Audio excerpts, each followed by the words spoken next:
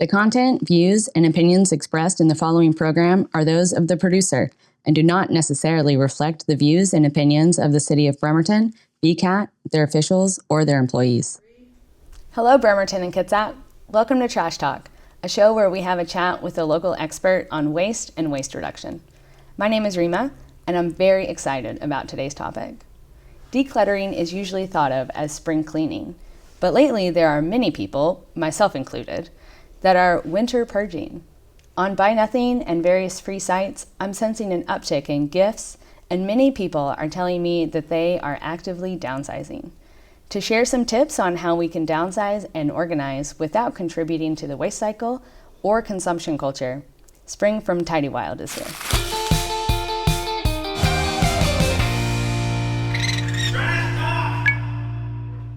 Hi, Spring. Welcome to the show. Thank you. I'm so glad to be here. Thank you. Jinx.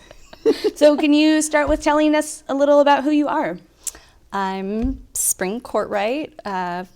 My business is TidyWild Organizing, and yeah, that's who I am. Okay, I love it. There's a lot more to me, of course. Yeah, how did you get involved with your interest in decluttering?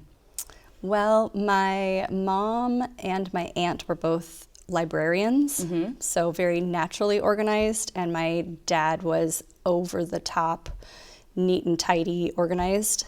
I was very messy, which you can imagine growing up there was some tension there, but I learned from them how to clean, how to be tidy to a certain extent. But then as I grew into being an adult, I realized I didn't have a lot of the skills of letting go, like emotionally letting go of things. But at one point I did move, I got rid of everything and I moved into my backpack. I sold my car, I sold everything, got rid of everything, hosted clothing swaps, and just lived out of my backpack for a few years, which I call my period of societal disassociation. And then I've just very thoughtfully added things back in. But I am still a very messy person, hence the name TidyWild for the business. Yeah, I can. Multiple years out of a backpack. I'm sure you learned so much during that time on how little you need to actually maintain day to day. Yeah. So tell us about your background. What were you doing before you were doing TidyWild? I was the program director at a local kayak company, and I had been a kayak guide for 25 years. Off and on, there were many other things in between, but that's what I was doing right before I started my business. And were you able to connect that kayak work to environmentalism? Absolutely. So my passion at that time, and still is, but it's more of a deep hidden passion, was environmental education. Okay. And I grew up spending a lot of time in the outdoors, connected to the natural world. It was my best friend. And when I learned in college what was happening to the natural world, in so many ways, I was overwhelmed, I was angry. I would write speeches that I would share with no one and sad poems and things like that. And then I'd get in my car and do all the regular consuming. And one day I just had a realization that until I work on my own habits and my own consumption, I can't be preaching to anybody. And wasn't sure how I was gonna, bring in my love of teaching and kids and things with, how do you connect that with environmentalism in a way that's not overwhelming and that also wasn't in a classroom, because I wanted to be in nature. So environmental education, someone told me about, and I ended up creating my own degree at Evergreen before environmental education was a thing. And I just proceeded to work for as many companies as I could in as many capacities as I could, with the idea of having my own outdoor school at some point. And the premise was always help people connect to the natural world through fun. Always so fun. I always I called it stealth education, where I taught people to everything from kayaking to stand-up paddleboarding, mountain biking, rock climbing, worked with all different companies throughout the West in these different capacities, but I always tried to infuse things like where does your gear come from? What, where are all of these things that you have with you?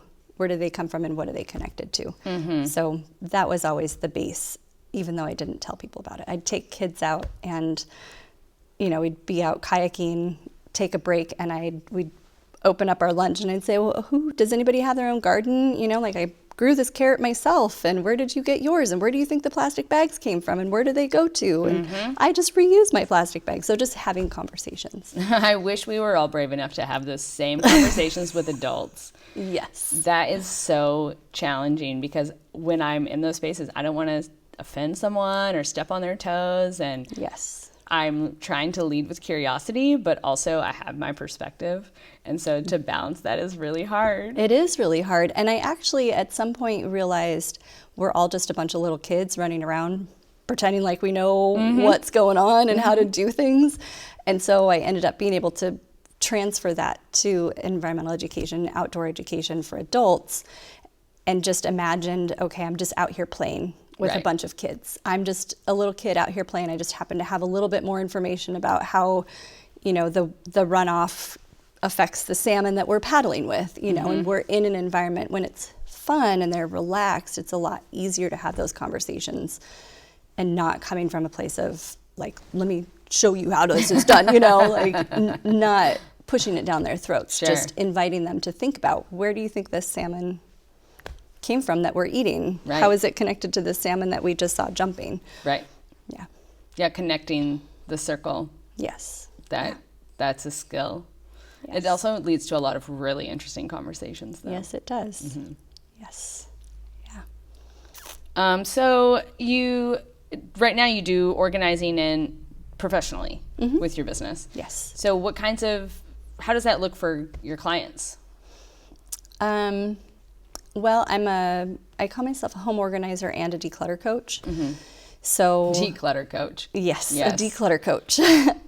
Because I started out just organizing. I'd go into people's homes, make it look pretty, go through things with people when I could, when they were there. But so often it slipped back. And there's so much guilt and shame that's often connected to clutter that I was really uncomfortable with that process. So when COVID hit, I was forced to figure out another way to support people because I couldn't go into their homes. So I started using Zoom and started coaching people and teaching. And it was so effective because people were learning how to do it on their own. And so now I do a combination where my very favorite is to do long-term coaching. So we're checking in every week. We have the accountability. We're doing it virtually. And sometimes they're actually doing things while we're on the call. Sometimes we're setting the goal of like, okay, today you're going to work on this for this amount of time, and then we check back in. And sometimes we're just talking about the habits, the emotional connection, the frustration. We have a lot of tears, and we also have a lot of high fives, a lot of celebrating, and a lot of emotional letting go. It's challenging because we become so attached. Yes. And then we no longer live nomadic life, so we have to. We're not living out of our backpack. No, we're not. Our backpack is really big. Yes, and if I let myself, even my car becomes like a giant, huge backpack of all these things I need with me all the time. Right. So I have to really be aware, and I think that's great that you have that community support between you and them, and that you're able to talk through not just like, here is how you do it, mechanics, but what is behind that, the mindset piece. And then actually practicing it. And I do in-home sessions, and my sessions are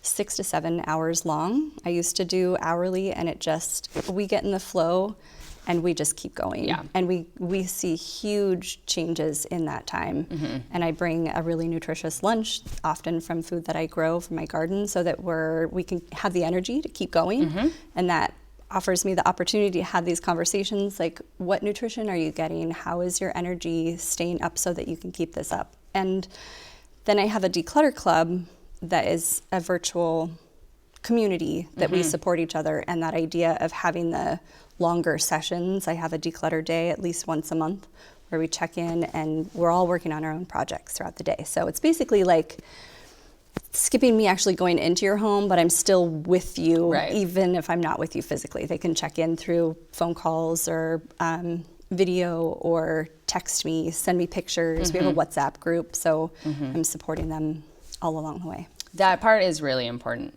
I have a group chat with a few of my buddies where we all are constantly decluttering our homes. Nice, and that's awesome. Really helpful. Isn't it? To just send the before and after and have people that care and know the struggle say, well done. It makes a huge difference. It does. And you get inspired. Yes. Other people are like, oh, she did her pantry. That looks amazing. Right. Or, and then they oh my gosh, my closet looks terrible. And they're like, oh, she did it in like a day. Like, right. Or she did it over the course of a couple months and that's okay. Or, oh my gosh, Spring's kitchen is a mess and she's an organizer. I guess maybe it's not a bad thing. That too. Yeah. There is so much shame and guilt, like you were saying. And especially if you're in de-consumerism cult circles, which I am, then it becomes like, I bought something. It's like a secret. I went shopping, don't tell anyone. Yes. I brought something new into my home, even though I didn't buy it. Right. It's still like, I don't need that. I feel awkward about having things that I don't need. Yes. So to get the support is really helpful. And that's where coaching comes in too, because we work through, where does the guilt come from? What is it representing? Can we reduce that and raise the joy factor? You know, so that's the ultimate reason I do any of this, is because I just want us all to be more peaceful and happy. Yes. You know? Yes. Yeah. So talk a little bit about all the benefits. You started to mention some, but what have you noticed in people when they start to declutter their homes?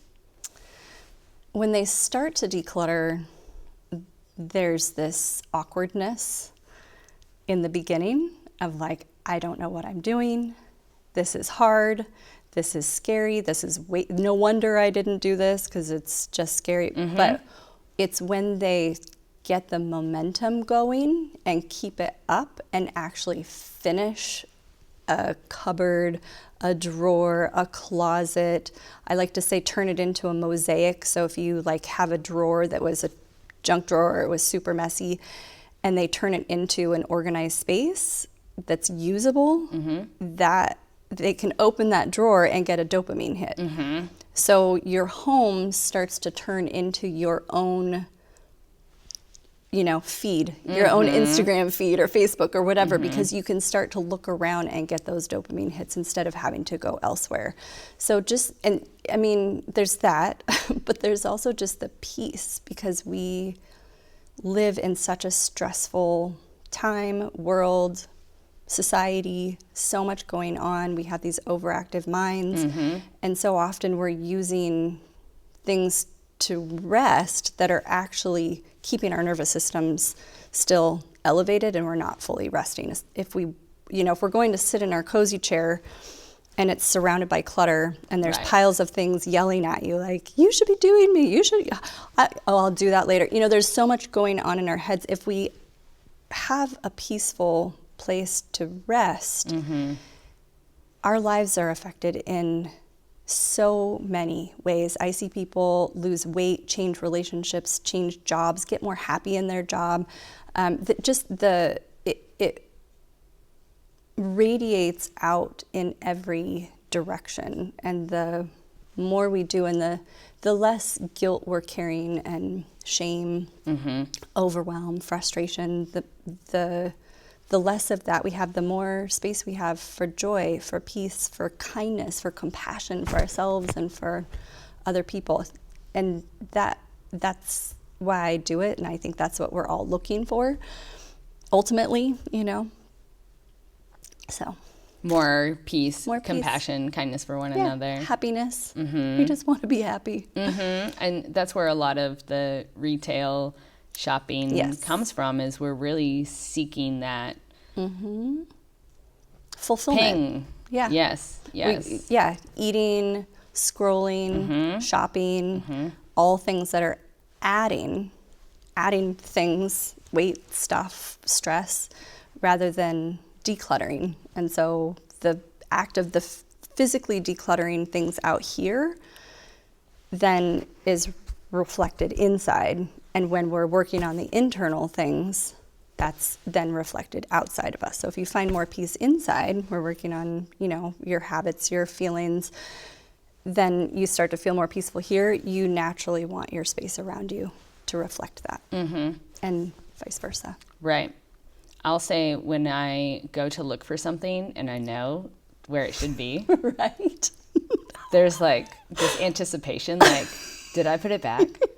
Let's find out. Right. And then when I did, it feels so good. I'm like, I am successful right now. I returned the tape measure to exactly the tape measure spot. That is that dopamine hit. Yes. Honestly, I feel that. It's so gratifying. I had a day where my husband had his sweatshirt string, like went up into his sweatshirt. And I was like, oh, I can figure that out. And I was like, I need some tweezers. I want to get a piece of wire. And there was something else that I wanted. And I knew exactly where all those things were. And I could get up and go get them and be back in like 2 minutes. Right. And then we got it figured out. Right. To me, that is the ultimate. I want something, especially with creativity. Oh, I have to have it, Yeah. right now. Yes. If I have to spend energy to go hunt it down in my own home, Then you're just done. You're like, never mind. Never mind. Scroll. I'll just go cheat. Never mind. Yeah, Right. but then also what you were saying about fixing that hoodie, it's like you have the tools, you have intention, you are giving attention to your belonging. Yes.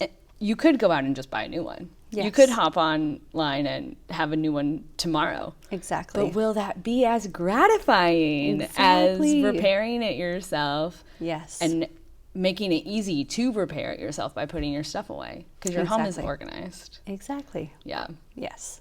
So how do you battle consumerism while decluttering? Because there's all these products and gizmos around. Like, this is what if you only had this, your home would be organized. One more plastic drawers. Right. One of my mottos is don't buy organizing tools until after you've decluttered. So declutter first, then organize. Because once you've removed and by decluttering I mean get it out of your house, like completely out. Not like I've gone through this stuff and the bag is over here. Because I'll go through it again. Right? Get it out. I have what I call a donation station where just I'm like constantly noticing things now, like, oh, I don't actually want this, and I put it in the donation station, but that gets full and I take it out. So you declutter, get all the things out that you don't want, and you're probably gonna find boxes, containers, organizers of all different kinds. So I call it create your own container store with your own containers. As you're, getting gifts and things, take those containers and make your own container store, and throw away the ones that are broken, or rehome them, fix them. Have your container store, and then once you know what you're keeping, how much you're keeping, how much space you have, how many organizers you need, then go and look for them. So that's one piece. Another piece is once you've decluttered and you have given a place to everything, you know where your tape measure goes, then when you come across a cooler tape measure, you're like, well, where is it going to live? Exactly. So once you have a home for everything, your closet, you know where things are, and it's all set up in a rainbow or whatever you have it set up as. When you go to buy another item, you're like, well, where is this going to live actually? Is it going to replace that other thing?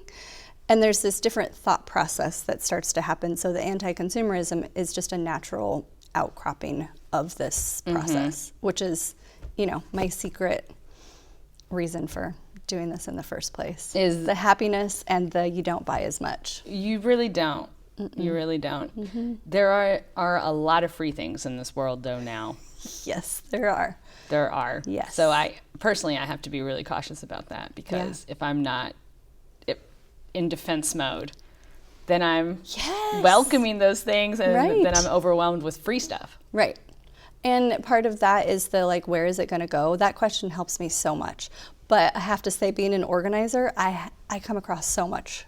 I mean, people are giving things away. Yes. This jacket was one of my clients. And of course, they would rather it go to somebody that they like, and, And I'm very particular and choosy about what actually comes in to my house now. And sometimes, I mean, things that are given to you, free things that come to you, that donation station, it's nice to just, sometimes I'm like, thank you so much. And I just put it right in there because I know I'm not going to use it. The gift is in the giving. You know, they're not giving you the gift of guilt. Yes. They are not trying to give you an obligation. Right. Yes, it is okay to just pass it on. So let's talk about regifting. Do you have some suggestions on how to do it with class? Yes. My very favorite way is to host a gathering where, you know, like I host clothing swaps. I hosted Friendsgiving recently, and I had a little station to put food donations. So I have said, go through your pantry before you come, and you can put things in these boxes. And then people could bring, we did like a book swap and a puzzle swap and a clothing swap. And then anything that's left, I take and donate, you know, to places that I like to donate to. So hosting a gathering is a fun way to do it. I love Buy Nothing sites. Yes. It's one of my favorites. Do you know they're from Kitsap? I do. I think that's so amazing. Me too. Yes. Me too. Yeah. So those are some of my favorite ways to do it with class. Yeah. Hosting socials where that is a part of it. Yep. Okay. Yeah. Yeah, that's a great tip. Usually I'm like, I hope they didn't give me this as I'm wrapping it back up. Right. Yes. But then also, low-key, I hope they did so that they can... Right.